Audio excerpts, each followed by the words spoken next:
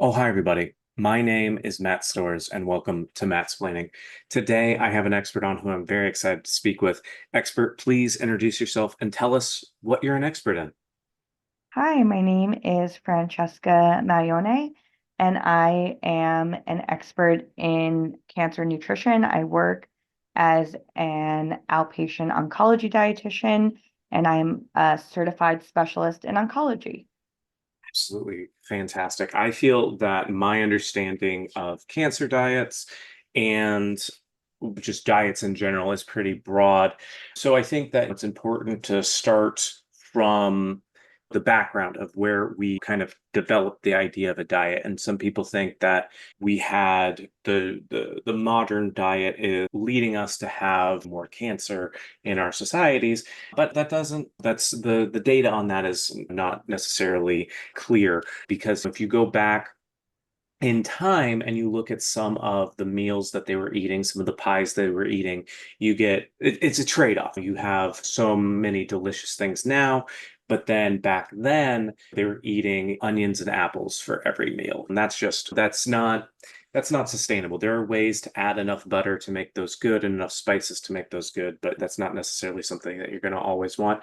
And then as time progressed with diets, we got Mr. Kellogg as well, and how he popularized the healthiness movement, the idea of cereal, and the idea of kind of out of the box thinking when it comes to the idea of healthiness, and his sanitarium and not a good person from what I recall, and that leading into us having a better understanding of diets as it applies to what we can convince people of when it comes to what they should be eating. And people talk about how cults have a specific diet really high in fiber, to the point where if they don't have good septic systems, a lot of the compounds would overflow. But you also are getting into a situation where you have to, as a cult leader, as a cult organizer, you got to be mindful of making sure that your people are still adhering to that healthiness while you're trying to brainwash them. And so, with all of that being said, as it comes to cancer diets, what you have is this wealth of knowledge from all of these points in the past of how we came up with the ideas of diets. And that is kind of focused on not only you're already in a position where you're trying to heal somebody's cancer's been healed and what have you, but you want to make sure that they still are getting the things that they want and they're not succumbing to a fad diet that is specifically tailored to this, that's not based on a dietitian, that's not based on their health, it's not based on their history, it's not based on their blood levels or anything like that. And I think it's really easy when people are in a stressful situation like that to kind of succumb to those cults and the Kellogg's of the world.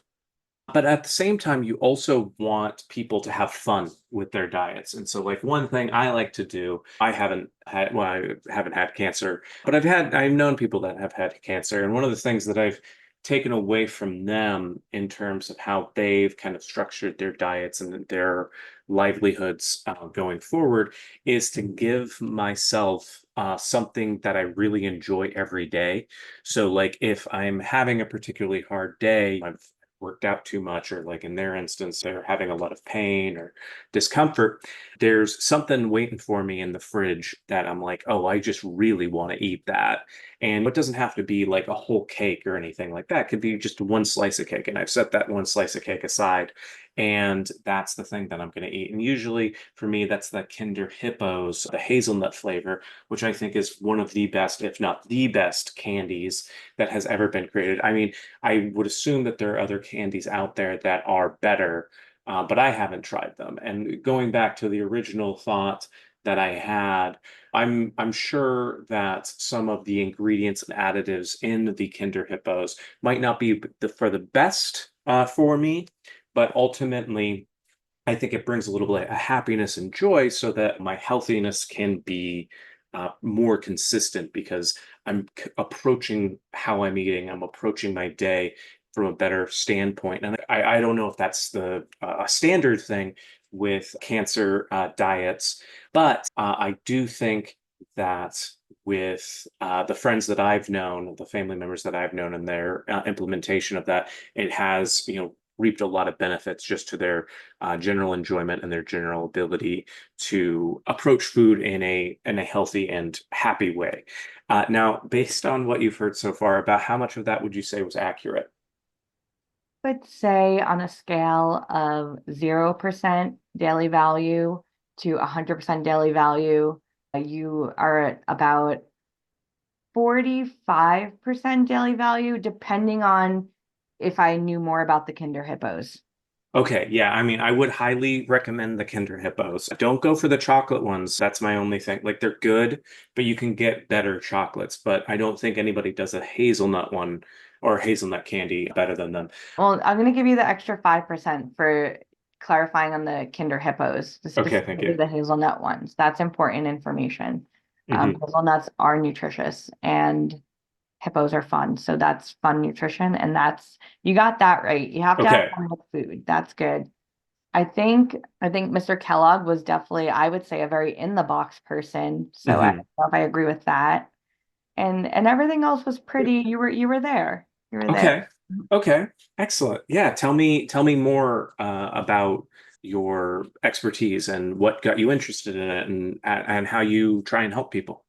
Sure. I have always been interested in food and healthy eating, just growing up in a family that really prioritized like cooking and making fresh food. But at the same time, my parents would also give me like Pop-Tarts before sports, and Oh, I wow. would feel awful and never made the connection between why. And went to college, was going to be a nurse, you have to take, if you want to be a nurse, you have to take one nutrition class. And it Okay. was taught by a clinical dietitian. And I had never even heard of that. I didn't even know that was a job. And I was like, oh, that's a job. I want to do that instead. So I quit nursing school and went to become a dietitian. Oh, wonderful. That's fantastic. I love were they like a particularly good professor They or were. They were really okay, awesome. that's fantastic. I always love hearing stories like that of just like how much we can impact each other uh, by interacting with somebody that's really passionate about something, but also just kind of opens your mind to the world of possibilities and new ways to help people. Yeah, me too. Yeah, me too. It was really awesome. It was a big change, but it was like I didn't even think twice. I was working in food service also. I'm like, I love food. I love healthcare and science, and I want to help people. And I could do it all in one. And I've never regretted it a single day. But getting into oncology specifically was a little bit Hmm. to be a dietitian. And I started to get really interested in nutrition support, which is like people who have tube feedings or get nutrition through an IV. Hmm. So I initially wanted to work in like an ICU because that's primarily where you see that. And I did. I worked in a trauma ICU for a couple years. And I got really bored of that because Okay, it's a little repetitive actually as a diet. It's very intense if you're doing any other job in the ICU. The dietitian, it's a actually very repetitive job. I see. And at the same time, had to cover like a little bit of an oncology floor, and I started to like talk with these patients, and I just like with them. And at the Hmm. same time, they also need nutrition support. So it's like, oh, I still get nutrition support. You still have to take care of the whole person here. Like someone gets cancer and their diabetes doesn't go away, their food allergy doesn't go away, their eating disorder doesn't go away. And so you get to like help them with everything plus this thing that is the single most life-changing event in most people's lives. And so there's a lot of just like emotional connection and a lot of like joy when people are succeeding, and also just a lot of opportunities to help people with food in a way that Hmm. they're seeing the benefits very quickly, and it feels really good to kind of be able to like use what I know to help these people who I feel like kind of need it the most. Absolutely. And I would imagine that even if they are quote unquote healthy before they come in terms of like diet, they don't have a disordered eating situation, or they don't have diabetes, or some of these things that we might associate with a diet as a health concern. Once they have this recognition of what else is going on medically with them, there can be pretty significant changes that need to come in with their diet. Would that be accurate? Yes. Yeah. And you were right about, I really should have given you more points. I apologize for No, that. it's that what I love about this podcast is that as we go in and we talk more, people are like, well, I should probably give you more points. It's like, no, 45% is I gave you 50 though, 50, oh, that's 50. true that you did give me 50. So that is very gracious of you. But yeah, tell me more about that. Yeah, so I think people are susceptible to fad diets and supplements and basically like the age-old snake oil salesman. And I get very protective of the people I work with. And so a lot of the times I'm just doing education on explaining to them why this isn't evidence-based or isn't going to work or is maybe risky or dangerous. But it's like a delicate art because you're also people, they're vulnerable. So now I'm not going to make them feel bad for trying to find something to try to like help them do better. So you really have to approach it in a very like I think a very delicate Hmm. way to actually make them like listen to you and not do the weird fad thing and also trust you that you're the one telling them the right information, not the fad person, and then still want to like work together and not feel like embarrassed and shamed. So that and yeah, people get hit really hard with the treatment of cancer. And not only like do they now like all of a sudden they were healthy and now they're like, oh, I can't even tolerate my favorite food. I can't taste coffee. I can't taste orange juice or coffee or chocolate. And now they're just like, I don't know what to eat. I'm too tired to cook. I can't go out to eat at restaurants because I'm at an increased risk of getting sick. Maybe people lose their job or they can't work. And now all this expense from chemo and radiation and then also not working, now they can't afford food and then they're buying food and it's not working for them and it's now they need to buy more food and it's like it just really like piles on people so hard. And I just really love like being able to like help people fight through this thing that just feels so unfair. And once we really get down to it nutritionally, it's pretty simple. Like the actual things people need to do are simple, and most people know what they need to do. Where it comes into where I really come into play is like counseling people with like, okay, like you need to eat fruits and vegetables, but like let's go through your day and your symptoms and your preferences and your resources, and how do we actually get the fruits and veggies into your body? And that's the fun part. Right, absolutely. Figuring out a way to get them in there. And one of the things that I've tried to do and tried to instill in myself, because I don't know if you knew this, but I got scurvy when I was in college because my diet was so bad. No, my doctor made fun of me for years. Anyway, but one of the things I started to do once I had, because going to college, I didn't have ready access to a kitchen that I felt like I could feel comfortable using. And so once I started cooking for myself in apartments and stuff like that, I tried to overcompensate for it by getting a food processor, processing like food processing broccoli or cauliflower, or other vegetables, and like adding them in as like as a thickening agent in a lot of my foods. And I got really, really accustomed to that style of like, oh yeah, like this is just something that I can just throw in to a sauce or something like that and just get a little bit extra vitamins, some extra vegetables or what have you throughout the day. And that was I haven't had scurvy since, so I think it's working. Thank goodness. It does happen. People do get modern day non-pirate related scurvy.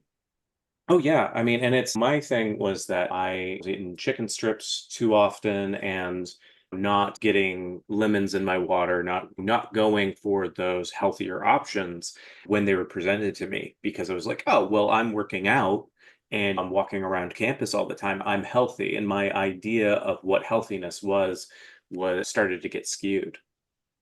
Yeah, it's easy because no one really learns about nutrition properly, I think, young enough.